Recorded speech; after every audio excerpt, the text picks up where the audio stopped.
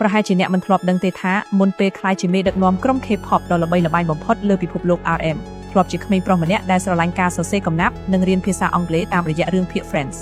RM មានឈ្មោះពិតថា Kim Namjoon កើតនៅថ្ងៃទី12ខែកញ្ញាឆ្នាំ1994ក្នុងប្រទេស South Korea តាំងពីវ័យក្មេងគាត់ចូលចិត្ត Hip Hop ខ្លាំងហើយបានចាប់ផ្ដើមសរសេរបទ rap ដោយខ្លួនឯងទេពកោសល្យនិងការខិតខំរបស់គាត់បានធ្វើឲ្យគាត់ក្លាយជាសមាជិកដំបូងម្នាក់ដែលត្រូវបានជ្រើសរើសចូលក្រុម BTS មុនការបង្ហាញខ្លួនជាផ្លូវការ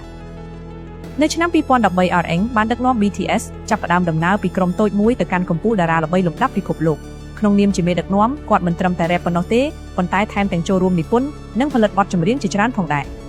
ក្រៅពីជោគជ័យជាមួយ BTS RM ក៏ទទួលបានការសរសើរខ្លាំងក្នុងអាជីពទោលជាមួយ album Indigo និង Right Place Wrong Person ដែលបង្ហាញពីភាពច្នៃប្រឌិតនិងទស្សនៈជីវិតដ៏ជ្រាលជ្រៅរបស់គាត់